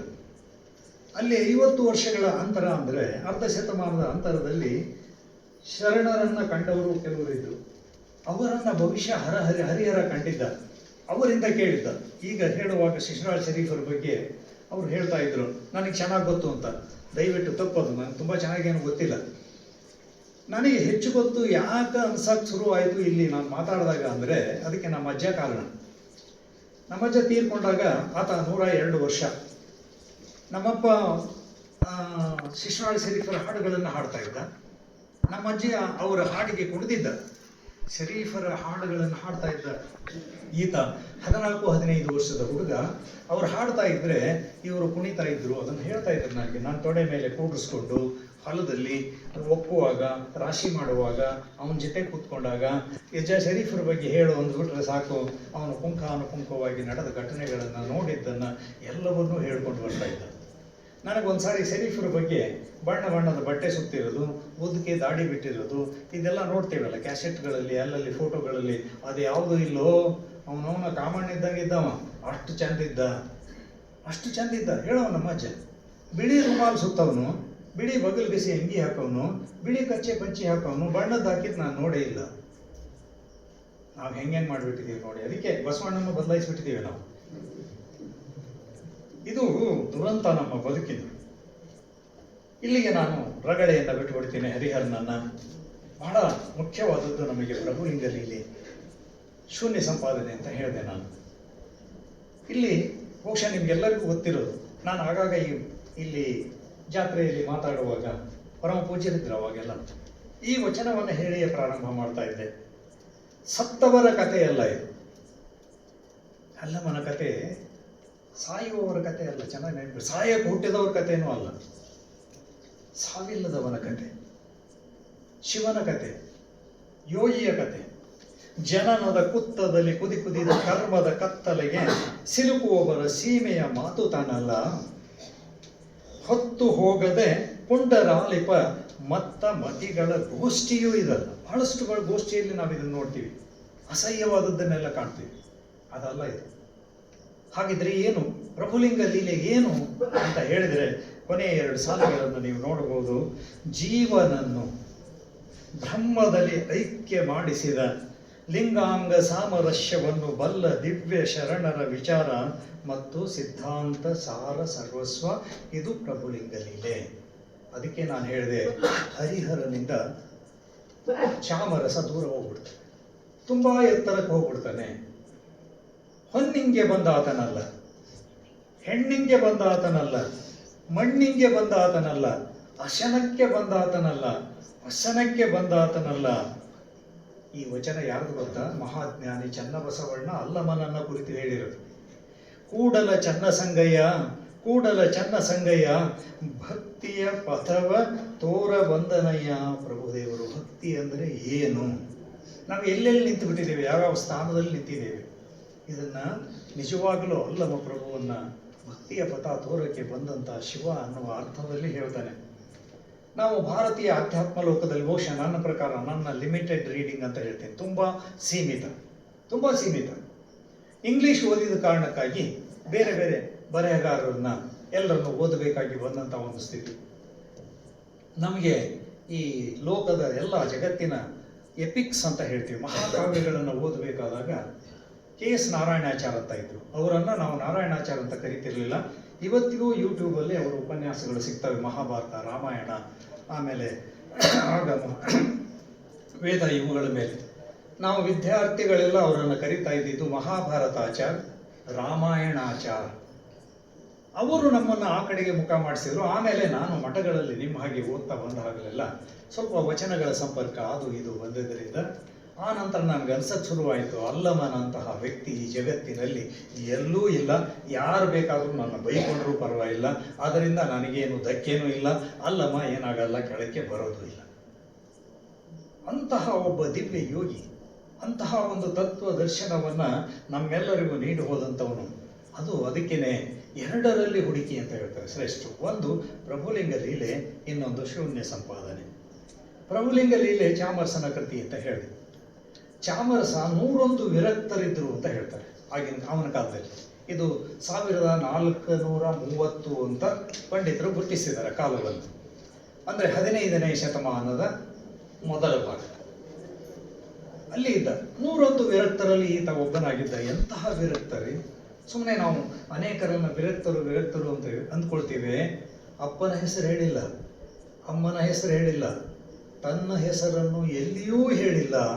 ಅಂತಹ ವಿರಕ್ತಿ ಯಾರಿಗಿತ್ತು ಅಂದರೆ ಚಾಮರಸನಿಗೆ. ಅತ್ಯಂತ ಪರಿಶುದ್ಧವಾದ ಜೀವ, ಲಿಂಗಾಂಗ ಸಾಮರಸ್ಯವನ್ನು ಕಂಡಂಥವನು. ಆಮೇಲೆ ದಾಸೋಹ ಪ್ರಜ್ಞೆ ಇದ್ದಂಥವನು, ಮಹಾತತ್ವಜ್ಞಾನಿ. ಇದನ್ನು ಓದ್ತಾ ಹೋದ. ಆತ ಬನವಾಸಿಯಲ್ಲಿ ಬೆಳೆದ. ನಾಗಣಾಪುರ ಅಂತ ಬರುತ್ತೆ, ವಿಜಯನಗರ, ಅಲ್ಲೆಲ್ಲ ಓಡಾಡಿದ್ದ ಈತ. ಇವನಿಗೆ ಏನಿತ್ತು, ಯಾಕೆ ಇವನ ಕಾವ್ಯ ಇಷ್ಟೊಂದು ಚೆನ್ನಾಗಿದೆ ಅನ್ನೋದಾದರೆ ಅವನಿಗೆ ಏನೇನು ಸಂಪತ್ತಿತ್ತು. ಹರಿಹರ ರಾಗ ವಾಂಕರ ಏನು ಕಾವ್ಯ ಅವನ ಮುಂದಿತ್ತು. ಆಮೇಲೆ ಎಲ್ಲದಕ್ಕಿಂತ ಶ್ರೇಷ್ಠವಾದದ್ದು ವಚನ ಸಾಹಿತ್ಯಗಳ ರಾಶಿ ಅವನ ಮುಂದೆ ಇತ್ತು. ಆಮೇಲೆ ಅವನ ಮನಸ್ಸು ಅಷ್ಟೇ ಚೆನ್ನಾಗಿತ್ತು, ಕಾವ್ಯ ಕೌಶಲವೂ ಕೂಡ ಅವನಿಗೆ ಒಲಿದಿತ್ತು. ಇದೆಲ್ಲವೂ ಸೇರಿ ಏನಾಯಿತು ಅಂತಂದರೆ ನಮಗೆ ಚಾಮರಸನ ಪ್ರಭುಲಿಂಗಲೇ. ಈಗ ನಾನು ಹೆಣ್ಣವ್ರ ಹತ್ರ ಮಾತಾಡ್ತಾ ಒಂದು ಮಾತನ್ನು ಹೇಳಿದೆ. ಬೇಂದ್ರೆಯವರನ್ನು ನಾವು ಆಗಾಗ ಕರೆಸ್ತಾ ಇದ್ವಿ ನಮ್ಮ ಇದಕ್ಕೆ. ನಾನು SSLCಯಿಂದ ಮಾಸ್ಟರ್ ಡಿಗ್ರಿ ಮಾಡೋವರೆಗೂ ಅವ್ರ ಸಂಪರ್ಕದಲ್ಲಿದ್ದೆ. ಮನೆಗೆ ಹೋಗ್ತಾ ಇದ್ವಿ, ನಾವು ಅವ್ರ ಹತ್ರ ಮಾತಾಡ್ತಾ ಇದ್ವಿ, ಕಾಲೇಜಿಗೆ ಬರ್ತಾ ಇದ್ರು. ಅವ್ರದ್ದು ಒಂದು ಪದ್ಯ, ಮೂಡನ ಮನೆಯ ಮುತ್ತಿನ ನೀರಿನ ಎಲ್ಲರಿಗೂ ಗೊತ್ತಿದೆ, ಬೆಳಗನ್ನ. It's a description of the morning, early morning. ಅಲ್ಲಿ ಕೊನೆಯ ಒಂದು ಸಾಲು ಬರುತ್ತೆ, ಇದು ಬರೀ ಬೆಳಗಲ್ಲ ಕಾಣೋ, this is not just early morning. ಇದು ಅದಲ್ಲ, ಇದು ಶಿವನ ಬೆಳಕು ಅನ್ನುವ ಮಟ್ಟಕ್ಕೆ ಆ ಪದ್ಯ ಏನಾಗುತ್ತೆ ಅಂದರೆ ಲೌಕಿಕದಿಂದ ಅಲೌಕಿಕಕ್ಕೆ ಹೋಗ್ಬಿಡುತ್ತೆ. ಒಂದೇ ಸಾರಿ ನಮ್ಮನ್ನ ಈ ನೆಲದಿಂದ ಎತ್ತಿ ಏನು ಮಾಡುತ್ತೆ ಅಂದರೆ ಶಿವನ ದರ್ಶನ. ಇದೆಲ್ಲ ಅವನು ಕರುಣಿಸಿದ ಭಾಗ್ಯ ಅಂತ ಹೇಳೋದಕ್ಕೆ ಆ ಸಾಲನ್ನು ನಾನು ಬರೀಬೇಕಾಯಿತು ಅಂತ ಅವ್ರು ಹೇಳ್ತಾರೆ. ಇಲ್ಲಿ ಯಾಕೆ ಈ ಪ್ರಭುಲಿಂಗ ಲೀಲೆಯನ್ನ ಸಾಮಾನ್ಯ ಅಲ್ಲ, ಶರೀಫ್ರೆ ಹೇಳ್ತಾರೆ ಒಂದು ಕಡೆಗೆ. 18 ಪುರಾಣ ಶಾಸ್ತ್ರಗಳು ಎನ್ನ ಬಗಲಲ್ಲಿ ಹೇಳೋದು ನೋಡಿ. ಸಾಮಾನ್ಯರಲ್ಲ, ನಾವು ನೀವು ಹೇಳಿದ್ದಲ್ಲ, ಯಾವುದೋ ಆಸೆಗೆ ಪ್ರಶಸ್ತಿಗೆ ಏನೋ ಆಸೆ ಕೊಟ್ಟು ಹೇಳಿದವರಲ್ಲ. 18 ಪುರಾಣ ಶಾಸ್ತ್ರಗಳು ಎನ್ನ ಬಗಲಲ್ಲಿ, ಚಾಮರಸನ ಪ್ರಭುಲಿಂಗ ಲೀಲೆ ಎನ್ನ ತಲೆಯ ಮೇಲೆ. ಎಲ್ಲಿ ಕೊಟ್ಟಿದ್ದಾನ್ರಿ ಅವ್ರ ಸ್ಥಾನ? ತಲೆಯ ಮೇಲೆ, ಬಗಲಲ್ಲಿ ಇಲ್ಲ, ಮೇಲಕ್ಕೆ ಇಟ್ಕೊಂಡಿದ್ದೇನೆ ಅಂತ ಹೇಳ್ತಾನೆ. ಪ್ರಭುಲಿಂಗ ಲೀಲಾ ಓದವನಿಗೆ ಮೈಯೆಲ್ಲ ಎಚ್ಚರಾಗಿರಬೇಕು ಅಂತ ಹೇಳ್ತಾರೆ. ಒಂದ್ಸಾರಿ ನಡೀತಾ ಇರುತ್ತೆ, ಯಾವುದೋ ಒಬ್ಬ ಸ್ವಾಮಿಗಳು ಪ್ರವಚನ ಮಾಡ್ತಾ ಇರ್ತಾರೆ, ಇಷ್ಟ ಆಗಲ್ಲ ಶರೀಫನಿಗೆ. ಇದೇನಿದೆ ಹಿಂಗೆ ಹೇಳ್ತೀನಿ ನೀನು, ಮೈಯೆಲ್ಲ ಎಚ್ಚರ ಇರಬೇಕು ಅಂದ್ರೆ ಯೋಚನೆ ಮಾಡಿ. ಅಂದರೆ ಅದು ಎಂತಹ ಒಂದು ಅಪೂರ್ವವಾದ ಕೃತಿ. ಯಾರ ಬಗ್ಗೆ ಇದೆ ಅದು? ಅಲ್ಲಮನ ಬಗ್ಗೆ ಸ್ವರೂಪವಾಗಿ ನಾವು ಮಾತಾಡೋಕ್ಕಾಗುತ್ತೆ. ಅದಕ್ಕೆ ನಾನು ಹೇಳಿದೆ, ನಾನು ಬಹಳ ಸಣ್ಣವನು, ನಾನೇನೇನೂ ಅಲ್ಲ, ಒಂದು ಬುಡ್ಡಿನೂ ಅಲ್ಲ, ಒಂದು ದೀಪನೂ ಅಲ್ಲ ಸೂರ್ಯನ ಮುಂದೆ. ನಾನು ಇವತ್ತು ಬಂದು ಅಲ್ಲಮನ ಬಗ್ಗೆ ಮಾತಾಡ್ತಾ ಇದ್ದೇನೆ, ಅನಿವಾರ್ಯ. ಆಮೇಲೆ ಈ ಚಾಮರಸನಿಗೆ ಸರಿಸಾಟಿ ಇಲ್ಲವೇ ಇಲ್ಲ. ಒಂದು ರೀತಿಯಲ್ಲಿ ನಿಮಗೆ ಗೊತ್ತು, ಹರಿಹರ ಹೇಳ್ತಾನೆ, ಅಲ್ಲಿ ದೇವಗಣದಲ್ಲಿ ನಡೆದಂಥ ಒಂದು ಇದರಲ್ಲಿ ಅವಳನ್ನು ಇವನು ನೋಡ್ದ, ಇವನನ್ನು ಅವಳು ನೋಡ್ದ, ಶಾಪ ಆಯಿತು ಒಂದು ರೀತಿಯಲ್ಲಿ ಅನ್ನೋ ರೀತಿಯಲ್ಲಿ ಶಾಪಗ್ರಸ್ತರಾಗಿ ಭೂಮಿಯ ಮೇಲೆ ಹುಟ್ಟಿ ಇಲ್ಲಿಯ ಬದುಕನ್ನು ಕಂಡು ವಾಪಸ್ ಮತ್ತೆ ಕೈಲಾಸಕ್ಕೆ ಹೋದರು.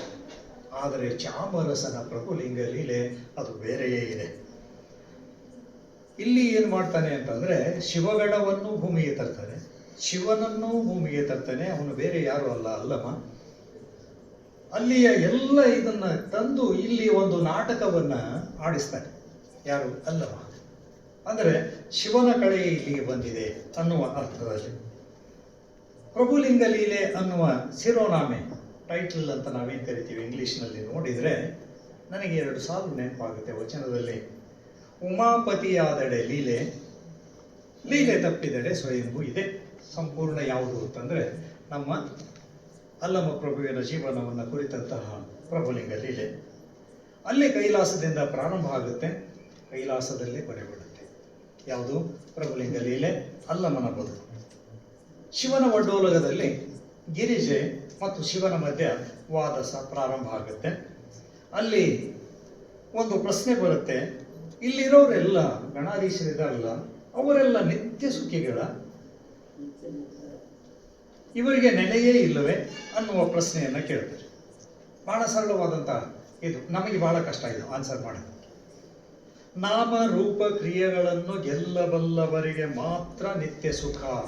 ನೋಡಿ, ನಾಮ ರೂಪ ಕ್ರಿಯೆಗಳನ್ನು ಗೆಲ್ಲಬಲ್ಲವರಿಗೆ ಮಾತ್ರ ನಿತ್ಯ ಸುಖ. ನಾವೇನು ಸುಖ ಅಂತೀವಲ್ಲ, ಅದೆಲ್ಲ ದೊಡ್ಡ ಭ್ರಮೆ. ನಮಗೆ ದೇಹನೇ ದೊಡ್ಡ ಇದು ಆಸ್ತಿ, ಇದನ್ನು ಬಿಟ್ಟರೆ ಇನ್ನೊಂದಿಲ್ಲ, ಇದನ್ನು ಬಿಟ್ಟರೆ ನೆಕ್ಸ್ಟ್ ಹೋಗುತ್ತೆ, ಇಲ್ಲಿ ಏನೇನು ಆಸ್ತಿಯನ್ನು ಮಾಡ್ಕೊಳ್ತೀವಲ್ಲ ಅದೆಲ್ಲ. ಪರಮ ಪೂಜ್ಯರು ಏನೂ ಇರಲಿಲ್ಲ ಇಲ್ಲಿ, ಗೊತ್ತಾ? ಇಷ್ಟು ದೊಡ್ಡ ಇದನ್ನು ಮಾಡಿ ಎಲ್ಲವನ್ನೂ ಬಿಟ್ಟು ಹೋದರು, ಎಲ್ಲವನ್ನೂ ಬಿಟ್ಟು ಹೋದರು, ಎಲ್ಲವನ್ನೂ ನಿಮಗಾಗಿ. ಊರು ಅಲ್ಲಿದ್ರು, ಜೋಳಿಗೆ ಹಿಡಿದು ಭಿಕ್ಷೆ ಬೇಡಿದರು, ತಮಗಾಗಿ ಅಲ್ಲ.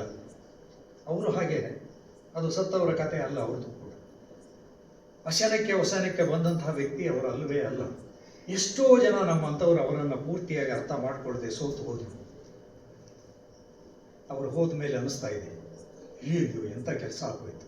ನಾನು ಹೇಳ್ತಾ ಇದ್ದೆ, ನಾವು ಪುಣ್ಯ ಮಾಡಿದ್ದೀವಿ, ಯಾಕೆಂದರೆ ಅವರನ್ನು ಕಂಡಿದ್ದೇವೆ, ಅವರ ಪಾದವನ್ನು ಮುಟ್ಟಿ ಅವರ ಆಶೀರ್ವಾದವನ್ನು ಪಡೆದಿದ್ದೇವೆ, ಈಗಲೂ ಚೆನ್ನಾಗಿದ್ದೇವೆ ಅಂದರೆ ಅವರ ಒಂದು ರೀತಿಯ ಏನು ಕೃಪೆ ಅಂತ ಹೇಳಬೇಕು.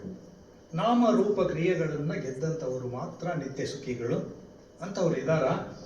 ಗುರು ಯಾರು ಅಂತ ಕೇಳಿದ ತಕ್ಷಣ ಅಲ್ಲಮ ಅಂತ ಹೇಳ್ತಾರೆ.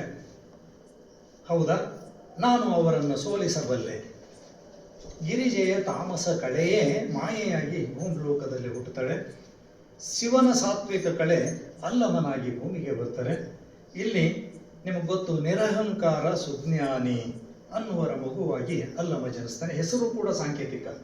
ನಿರಹಂಕಾರ, ಅಹಂಕಾರ ಇಲ್ಲದು, ಸುಜ್ಞಾನಿ, ಜ್ಞಾನಿ ಆದಂಥವಳು.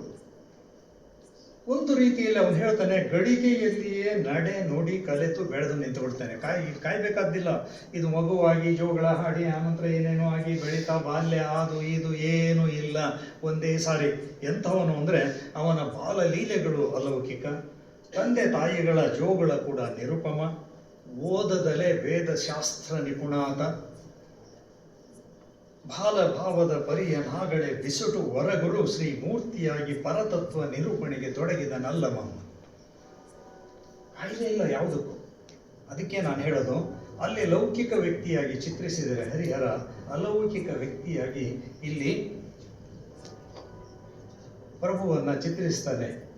ಅದಕ್ಕೆ ಹೇಳೋದು, ಇಲ್ಲಿ ಅಲ್ಲಮ ಅಲೌಕಿಕ ರಂಗದಿಂದ ಲೌಕಿಕಕ್ಕೆ ಬರ್ತಾನೆ. ಅಲ್ಲಿಂದ ಕೈಲಾಸದಿಂದ ಭೂಮಿಗೆ ಬಂದವನು ಭೂಮಿಯ ಮೇಲಿನ ವ್ಯಕ್ತಿಗಳ ಹಾಗೆ ಇರಬೇಕಲ್ವ, ನಮ್ಮ ನಿಮ್ಮ ಹಾಗೆ ಇಲ್ಲ ಅಂತ ಹೇಳ್ತಾನೆ ಅವನು. ಇಲ್ಲಿ ಹೇಳೋದು ಅದೇನೆ. ಚಾಮರಸನ ನೈತಿ ಹಾಕಿದೆ ಅಂದರೆ ಇಲ್ಲೂ ಕೂಡ ಆತ ಅಲೌಕಿಕವಾಗಿರ್ತಾನೆ. ಕಾರಣ ಕೇಳಿದರೆ ಹೇಳ್ತಾನೆ, ಸಿದ್ಧನೇ ಶುದ್ಧ ಆತ ಪೂರ್ಣ ಅಪೂರ್ಣ ಅಲ್ಲ. ಅದಕ್ಕೆ ನಿಮಗೆ ಗೊತ್ತಿರಬೇಕು, ಪರಿಪೂರ್ಣದೆಡೆಗೆ ಅಂತ ಒಂದು ಕಾದಂಬರಿಯನ್ನು ಪರಮ ಪೂಜ್ಯರಿಗೆ ಅತ್ಯಂತ ಪ್ರಿಯರಾದಂಥವರು ತಿಪ್ಪೇರುದ್ರ ಸ್ವಾಮಿಗಳು ಟೈಟಲ್ ಕೂಡ ಅಲ್ಲಿ ಪರಿಪೂರ್ಣದೆಡೆಗೆ ಅಂತ ಕೊಟ್ಟಿದ್ದಾರೆ ಅವರು, ಅದಕ್ಕೆ ಹೇಳೋದು. ಆದರೆ ಪಾರ್ವತಿಯ ತಾಮಸ ಕಳೆ ಮಾಯೆಯಾಗಿ ಅರಮನೆಯಲ್ಲಿ ಹುಟ್ಟುತ್ತಾಳೆ ಸುಖದ ಸುಪ್ಪತ್ತಿಗೆಯಲ್ಲಿ. ತಂದೆ ಹೆಸರು ಮಮಕಾರ, ತಾಯಿ ಹೆಸರು ಮೋಹಿನಿ. ಸಾಕಲ್ವಾ? ಹೆಚ್ಚಿನ ಅರ್ಥ ಬೇಡ, ನಮ್ಗೆ ಗೊತ್ತಾಗುತ್ತೆ. ಮಗುವ ನೋಡಿದ ಕಣ್ಣಿಗೆ ಮಾಯ ಮುಸಿಕೊಡ್ತದೆ. ಸುಮ್ಮನೆ ಮಗು ನೋಡೋಕೆ ಹೋದ್ರೆ ಸಾಕು, ಮಾಯಾಜಾಲಕ್ಕೆ ಬಿದ್ದು ಹೋಗ್ಬಿಟ್ರು. ಅಷ್ಟು ಲೋಕವೇ ತಲ್ಲಣಿಸಿತು, ಮುನಿಗಳು ಸಂಚಲಿತರಾದರು. ಒಂದು ಕಡೆ ಹೇಳ್ತಾನೆ ಅವನು, ಈ ಕಾಡಿನಲ್ಲಿ ಓಡಾಡಬೇಕಾದ ಪ್ರಸಂಗ ಬರುತ್ತೆ ಮುಂದೆ. ಅಲ್ಲಿ ಹುತ್ತಗಳು ಬೆಳೆದ್ಬಿಟ್ಟಿದ್ದಾವೆ, ತಪಸ್ಸಿ ಕೂತಿದ್ದಾರೆ ಋಷಿ ಮುನಿಗಳು, ಅವರ ಮೇಲೆ ಬಿದಿರಿನ ಬೆಳೆಗಳು ಬೆಳೆದ್ಬಿಟ್ಟಿದ್ದಾವೆ. ದಿಗ್ಗನೆ ಎದ್ದು ಹೊರಗೆ ಬಂದ್ಬಿಟ್ರಂತೆ. ಕಾಮದ ಪ್ರಭಾವ ಯಾವ ಮಟ್ಟಿಗೆ ಇರುತ್ತೆ ಅನ್ನೋದಕ್ಕೆ ಅದನ್ನು ಚಾಮರ್ಸ ಹೇಳುವ ರೀತಿ. ಎಲ್ಲವ ಮಾನವ ಸಹಜ ಗುಣ. ಯಾರಿಗೆ? ಮಾಯೆಗೆ. ಅಲ್ಲಮ್ಮನಿಗಲ್ಲ, ಅಲ್ಲಮ್ಮ ಅಲೌಕಿಕನೇ. ಹೇಳ್ತಾಳೆ, ಕಣ್ಗಳಲ್ಲಿ ನಡೆ ನೋಡಿದರೆ ಹೆರೆ ಹಿಂಗ ಬಾರದ ಚೆಲುವನಾಗಿ ತನ್ನನ್ನು ತಾನು ಮರೆತು ಬಿಡ್ತಾಳೆ. ಆ ನಂತರ ಏನಾಗುತ್ತೆ, ಅಲ್ಲಮ್ಮನನ್ನ ನೋಡಿದ ತಕ್ಷಣ ಅವಳಿಗೆ ಕಾಮಜ್ವಾಲೆ ವಿಪರೀತವಾಗುತ್ತೆ. ಅವನನ್ನು ಬಿಟ್ಟಿರಲಾರೆ ಅನ್ನುವಂಥ ಭಾವನೆ ನೋಡಿ.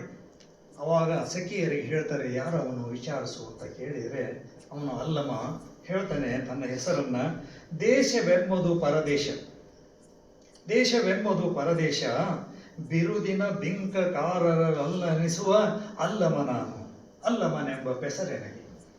ಈ ಬಿಂಕಕಾರರಿದ್ದಾರಲ್ಲ, ನಾನು ನಾನು ನಾನು ಎಂದು ಅಹಂಕಾರದಲ್ಲಿ ಮೆರೆಯುವವರ ಅಹಂಕಾರವನ್ನು ಮೆಟ್ಟಿಬಲ್ಲಂತಹ, ಅದನ್ನು ಇಲ್ಲ ಎನಿಸುವಲ್ಲಂತಹ ವ್ಯಕ್ತಿ ನಾನು. ನನ್ನ ಹೆಸರು ಅಲ್ಲಮ.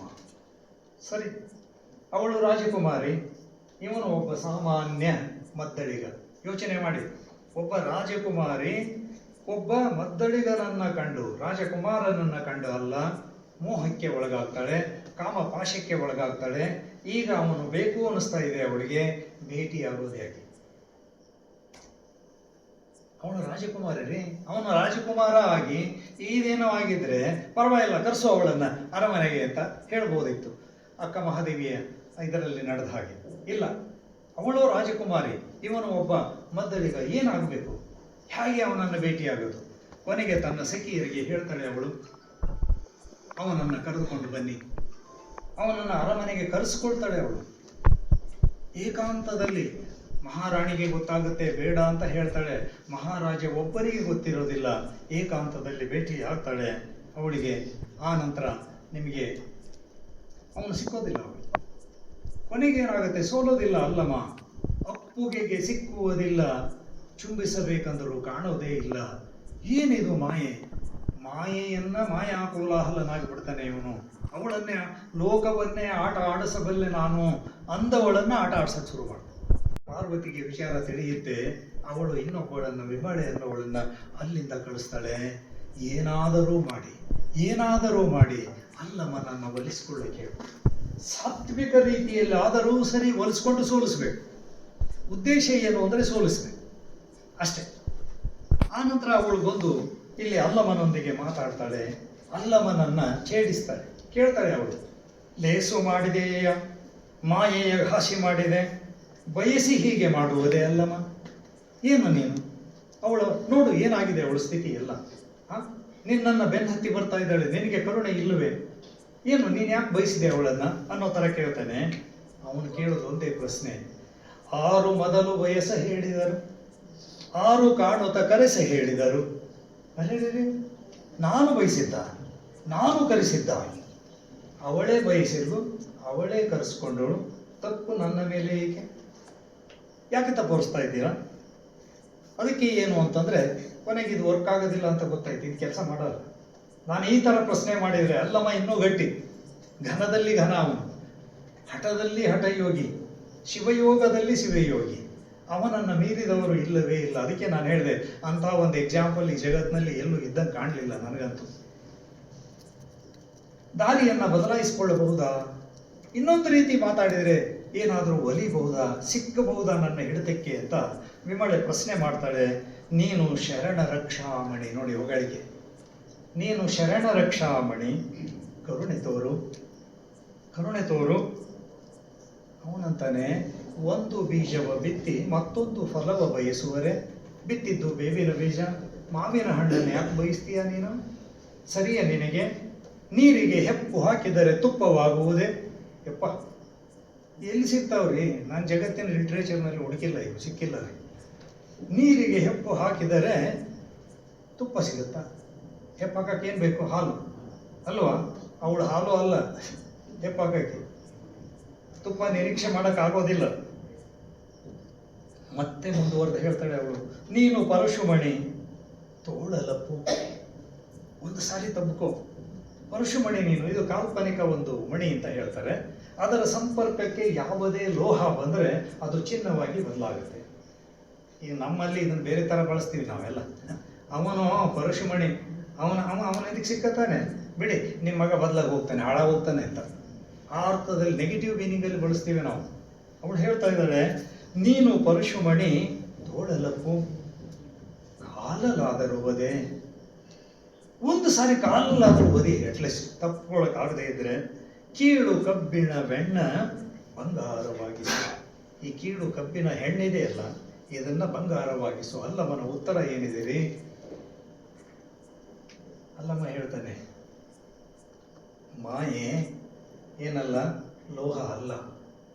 ಮಾಯೆ ಕಬ್ಬಿಣವಲ್ಲ. ಕಬ್ಬಿಣವಾಗಿದ್ದರೆ ಒಂದು ಪರವಾಗಿರಲಿಲ್ಲ, ಅದು ಹಳೆಯ ಹಂಚು.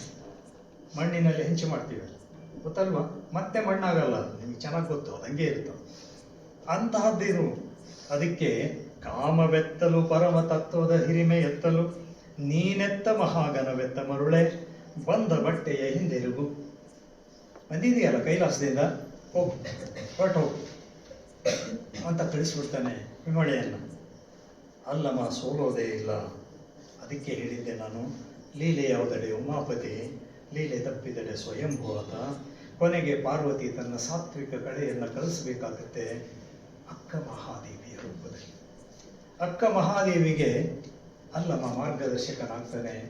ಅಲ್ಲೊಂದು ಕದಳಿಯ ಬನ ಉಂಟು, ಕದಳಿಯಲ್ಲಿ ತ್ರಿಕೂಟಗಿರಿ ಉಂಟು. ತ್ರಿಕೂಟಗಿರಿಯ ತುತ್ತ ತುದಿಯ ನೇರಿ ನಿಂದೆಡೆ ಅಲ್ಲಿ ಬಚ್ಚ ಬರಿಯ ಬೆಳಗು, ನಡೆತಾಯಿ ಅಲ್ಲಿಗೆ ನಾ ಬರುವೆ ಅಂತ ಹೇಳ್ತಾರೆ. ಅಲ್ಲಮ್ಮ ಅಲ್ಲಿಗೆ ಹೋದ ಅನ್ನೋದಕ್ಕೂ ಆ ವಚನ ಕೂಡ ಒಂದು ನಮಗೆ ಸಾಕ್ಷಿಯಾಗಿ ನಿಲ್ಲುತ್ತೆ. ಇನ್ನು ಇದು ಪ್ರಥಮ ಸಂಪುಟದಲ್ಲಿ.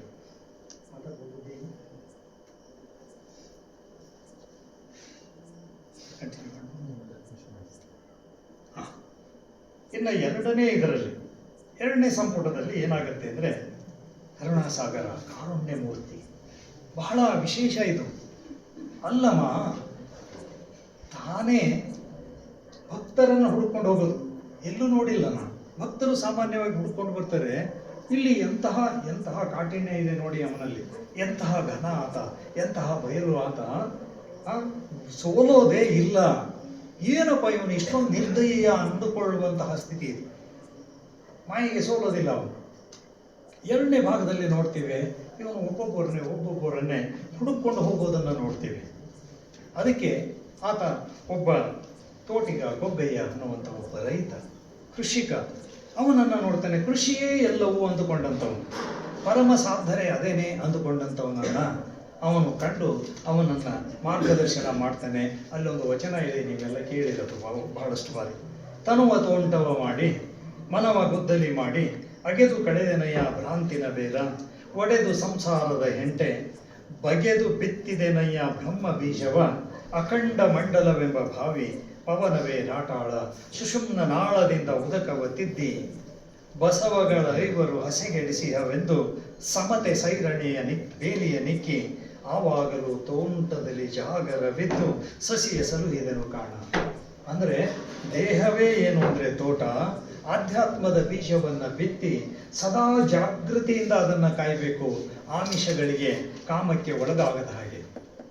ಆಮೇಲೆ ಮುಕ್ತಾಯಕ್ಕ ಅಜಗಣ್ಣ, ಗುಪ್ತಭಕ್ತ ಅಜಗಣ್ಣನ ಐಕ್ಯದ ನಂತರ ದುಃಖದಕ್ಕೆ ಒಳಗಾಗ್ತಾಳೆ. ಅವಳನ್ನು ಸಂತೈಸೋದಕ್ಕೆ ಬರುವಂತಹ ಅಲ್ಲಮ್ಮ ಒಂದು ಕಡೆಗೆ ನಿಮಗೆ ಗೊತ್ತು, ಅವಳನ್ನು ಕಂಡು ಅಜಗಣ್ಣ ನಿಜ ಭಕ್ತ, ಆತ ಬಯಲು ಗುಹೇಶ್ವರ ಲಿಂಗದ ಪರಮ ಭಕ್ತ, ಅವನ ಬಗ್ಗೆ ಚಿಂತಿಸುವುದೇ. ಇಲ್ಲಿ ಯಾವುದು ಉಳಿಯುತ್ತೆ? ದೇಹವನ್ನು ನಂಬಿಕೊಂಡು ಬದುಕಕ್ಕಾಗತ್ತಾ? ಅದು ಆತ್ಮ ಪರಮಾತ್ಮದಲ್ಲಿ ಲೀನ ಆಗಿದೆ. ಅರ್ಥ ಮಾಡ್ಕೋ ಅಂತ ಹೇಳಿಬಿಟ್ಟು ಅಲ್ಲಿಂದ ನಿಮಗೆ ಅಲ್ಲೊಂದು ಕಾವ್ಯಗಳಿಗೆ ಶ್ರೇಷ್ಠವಾದದ್ದು ಅಂತ ಎಲ್ಲರೂ ಕೋಟ್ ಮಾಡುವಂಥದ್ದು, ಅಂಗೈಯೊಳಗೊಂದು ಅರಳದ ತಲೆಯ ಹಿಡಿದುಕೊಂಡು ಕಂಗಳ ಪವಣಿಸುವಾಕೆ ನೀನಾರು ಹೇಳ ಅನ್ನುವಂಥ ಒಂದು ಮಾತು ಬರುತ್ತೆ. ಬಹಳಷ್ಟು ಜನ ಇದನ್ನು ಏನು ಮಾಡ್ತಾರೆ ಅಂದರೆ ಹೇಳ್ತಾರೆ. ಬೇಂದ್ರೆ ಕೂಡ ಇದನ್ನು ಹೇಳ್ತಾ ಇದ್ರು ಆಗಾಗ. ಹಾಗಿದ್ರೆ ಅಲ್ಲಿ ಅವಳ ಮನಸ್ಸಿನಲ್ಲಿ ಇದ್ದಂತಹ ಒಂದು ಸಂದೇಹವನ್ನು ಪೂರ್ತಿಯಾಗಿ ತೆಗೆದುಹಾಕಿ ಅವಳನ್ನು ಶಿವ ಮಾರ್ಗದೆಡೆಗೆ ಕಳಿಸಿ ಮತ್ತೆ ಅಲ್ಲಿಂದ ಏನಾಗುತ್ತೆ, ಸಿದ್ಧರಾಮನನ್ನು ಹುಡುಕೊಂಡು ಹೋಗ್ತಾನೆ. ನಿಮಗೆ ಗೊತ್ತು, ಸಿದ್ಧರಾಮ ಶಿವಯೋಗಿ ದೊಡ್ಡ ಕೆಲಸ, ಛತ್ರಗಳನ್ನು ಕಟ್ಟಿಸೋದು, ಕೆರೆಗಳನ್ನು ಕಟ್ಟಿಸೋದು, ದೇವಾಲಯಗಳನ್ನು. ಕರ್ಮಯೋಗಿ ನಿಮ್ಮ ಒಡ್ಡನನ್ನು ಕರೀರಿ ಅಂತ ಜಗಳಕ್ಕೆ ನಿಲ್ತಾನೆ ಅಲ್ಲವ. ಅವನು ಬಂದು ಏನು ಅಂತಂದರೆ ಸಿಟ್ಟು ಬಂದು ತನ್ನ ಉರಿಗಳನ್ನು, ಅವನು ಶಿವನ ಅವತಾರ ಅಂತ ಹೇಳ್ತಾರೆ, ಉರಿಗಳನ್ನ ತೆರೆದಾಗ ಅದನ್ನು ಪಾದದಲ್ಲಿ ಅಡಗಿಸಿ ಬಿಡ್ತಾನೆ. ಆವಾಗ ಗೊತ್ತಾಗುತ್ತೆ ಈತ ಸಾಮಾನ್ಯನಲ್ಲ. ಆತನಿಗೆ ಏನು ಮಾಡಬೇಕು, ಕಲ್ಲ ಮೇಲೆ ಕಲ್ಲ ಕಡಿದು ಕಲ್ಲನ್ನಿಟ್ಟರೆ ಅದು ಶಿವಾಲಯವೇ. ಏನು ಎಂಥ ದಡ್ಡ ಇದೆಯಾ ನೀನು, ಇದಕ್ಕಿಂತ ದೊಡ್ಡದಿದೆ ಬಾ ಅಂತ ಹೇಳ್ಕೊಂಡು ಅವನನ್ನು ಕರೆದುಕೊಂಡು ಎಲ್ಲಿಗೆ ಬರ್ತಾರೆ ಅಂತಂದರೆ ನಿಮಗೆ ಕಲ್ಯಾಣಕ್ಕೆ ಬರ್ತಾರೆ. ಕಲ್ಯಾಣಕ್ಕೆ ಬಂದಲ್ಲಿ ಆವಾಗ ಅವನಲ್ಲಿ ಆಗುವ ಬದಲಾವಣೆಯನ್ನು, ಬಸವಣ್ಣನ ಕಾರ್ಯಕ್ಷೇತ್ರವನ್ನು ನೋಡ್ತಾರೆ. ಅದು ಎಲ್ಲವೂ ಆ ಪ್ರಭುಲಿಂಗ ಲೀಲೆಯಲ್ಲಿ ಬರುತ್ತೆ.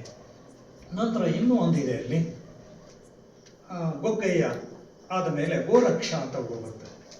ಯೋಗ ಸಾಧನೆಯಿಂದ ಆತ ತನ್ನ ದೇಹವನ್ನು ವಜ್ರವಾಗಿ ಮಾಡ್ಕೊಂಡಿರ್ತಾನೆ. ಅದಕ್ಕೆ ಅವನು ಅಲ್ಲಮ್ಮನನ್ನು ನೋಡಿ ಅಲ್ಲಮ್ಮ ಅವನನ್ನು ನಗುತ್ತಾನೆ. ಏನಿದು ದೇಹ ವಜ್ರ ಮಾಡ್ಕೊಂಡ್ರೆ ಆಯ್ತಾ ಅಂತ, ತಗೋ ಖಡ್ಗ ಅಂತ ಖಡ್ಗ ಕೊಟ್ಟು ಹೊಡಿ ನನಗೆ ಅಂತ. ದೇಹಕ್ಕೆ ಹೊಡೆದ್ರೆ ಕಣ್ಣಂತ ವಾಪಸ್ ಬರುತ್ತೆ ಖಡ್ಗ. ಅಷ್ಟೇನಾ, ತಗೋ ಆ ಖಡ್ಗವನ್ನು ನೀನು ವಾಪಸ್ ತಗೋ, ನನಗೆ ಹೊಡಿ ಅಂತ ಹೇಳ್ತಾನೆ. ಅವನು ಖಡ್ಗವನ್ನು ಬೀಸಿದರೆ ಅಲ್ಲಮ್ಮನ ದೇಹದಲ್ಲಿ ತೂರಾಡಿ ಹೋಗುತ್ತೆ. ಅಲ್ಲಮ್ಮ ನಿಂತ ಹಾಗೆ ಇರ್ತಾನೆ. ಇದು ಗಾಳಿಯಲ್ಲಿ ಓಡಾಡುತ್ತೆ. ಸಾಧನೆ ಯಾರ್ದು ದೊಡ್ಡದು? ದೇಹದ ಒಳಗೆ ಹೋಗದೇನೆ ತಣ್ಣಂತ ಹೊರಗೆ ಬರೋದು, ದೇಹದಲ್ಲೆಲ್ಲ ಓಡಾಡಿ ಜೀವಂತವಾಗಿ ಹಾಗೆ ನಿಂತಿರೋದು. ಕಾಲಿಗೆ ಬಿದ್ದು ತಪ್ಪಾಯಿತು ಅಂತಾನೆ. ಇದಕ್ಕಿಂತ ಶ್ರೇಷ್ಠವಾದದ್ದು ಶೂನ್ಯ ಸಂಪಾದನೆ.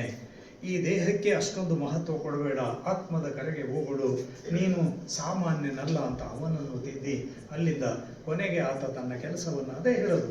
ಎಂತಹ ಕಾರುಣ್ಯ ಮೂರ್ತಿ ಅಂದರೆ ಭಕ್ತರನ್ನು ಹುಡುಕೊಂಡು ಹೋಗಿ ಅವರನ್ನೆಲ್ಲ ಬದಲಾಯಿಸಿ ಅವರಿಗೆ ಶೂನ್ಯ ಸಂಪಾದನೆಯತ್ತ ಮನಸ್ಸನ್ನು ತಿರುಗಿಸಿ ಅವರನ್ನು ನಿಜವಾದ ಭಕ್ತರನ್ನಾಗಿಸಿ ತನ್ನ ಕೆಲಸವನ್ನು ಮುಗಿಸಿ ಮತ್ತೆ ಆತ ಶ್ರೀಶೈಲಕ್ಕೆ ಹೋದ ಅಂತ ಹೇಳ್ತಾರೆ. ಶ್ರೀಶೈಲದಲ್ಲಿ ತನ್ನ ಕೊನೆಯನ್ನು ಕಂಡ. ಅದಕ್ಕೆ ಅಲ್ಲಮ್ಮ ಬಯಲಲ್ಲಿ ಬಯಲು. ಕೊನೆಗೆ ಇನ್ನೊಂದು 2 ನಿಮಿಷದಲ್ಲಿ ನಾನು ಮುಗಿಸ್ಬಿಡ್ತೇನೆ. ನಮ್ಮ ಸಿದ್ದೇಶ್ವರಪ್ಪ ಅವರು ಅಲ್ಲಮ್ಮನನ್ನ ಕುರಿತು ಏನು ಹೇಳಿದ್ದಾರೆ, ಎಷ್ಟು ಚೆನ್ನಾಗಿ ಹೇಳಿದ್ದಾರೆ, ಯಾರು ಹೇಳೋದಕ್ಕೆ ಸಾಧ್ಯ ಇಲ್ಲ, ಅಷ್ಟು ಚೆನ್ನಾಗಿ ಹೇಳಿದ್ದಾರೆ. ಅಲ್ಲಮ್ಮನದು ಮಾಯೆ ಮುಟ್ಟದ ಮೈ. ಸಾಕಬೇಕಾಗಿದೆ, ಎಲ್ಲವನ್ನೂ ಸೋಸಿಬಿಟ್ಟು ಜರಡಿ ಹಿಡಿದುಬಿಟ್ಟು ಹೇಳಿದ್ದಾರೆ. ಅಲ್ಲಮ್ಮನದು ಮಾಯೆ ಮುಟ್ಟದ ಮೈ, ಮೋಹ ಸೌಂಕದ ಹೃದಯ, ಮರವೆಯ ನರಿಯದ ಮತಿ, ದೇಹವೋ ದೇವಾಲಯ, ಜೀವ ದೇವ. ಅವನು ಸಾಧಿಸದ ಯೋಗವೇ ಇಲ್ಲ. ಹಠದಲ್ಲಿ ಹಠಯೋಗಿ, ಮಂತ್ರದಲ್ಲಿ ಪ್ರಣವ ಸಿದ್ಧ, ಧ್ಯಾನದಲ್ಲಿ ಅನಿಮಿಷ ದೇವ, ಲಿಂಗ ಮಾರ್ಗದಲ್ಲಿ ಆದ ಶಿವಯೋಗಿ, ಕಣ್ಣಿನಲ್ಲಿ ಕಾರುಣ್ಯ, ನಡೆಯಲ್ಲಿ ನಿಶ್ಚಿಂತತೆ. ಅವನು ಘನಕ್ಕೆ ಘನ, ಪರಿಪೂರ್ಣ ನಿರಂಜನ ಜ್ಯೋತಿ, ಅನುಪಮ ಚರಿತ. ಇದು ಸಿದ್ದೇಶ್ವರ ಗುರು, ಯಾರು ಸಿದ್ದೇಶ್ವರ ಅಪ್ಪ ಅವರು ಹೇಳಿದಂಥ ಅಲ್ಲಮ್ಮನನ್ನು ಕುರಿತು. ಇಷ್ಟೊತ್ತಿನವರೆಗೆ ನನಗೆ ಇಲ್ಲಿ ಬಂದು ಮಾತನಾಡಲಿಕ್ಕೆ ಅವಕಾಶ ಮಾಡಿಕೊಟ್ಟಂಥ ಪರಮ ಪೂಜ್ಯ ಎಲ್ಲರಿಗೂ ಅವರ ಪಾದಗಳಿಗೆ ನನ್ನ ನುಡಿಗಳನ್ನು ಸಮರ್ಪಿಸಿ ನಿಮ್ಮೆಲ್ಲರ ಪವಿತ್ರ ಆತ್ಮಗಳಿಗೆ ಶರಣಾರ್ಥಿ ಹೇಳ್ತಾ ನನ್ನ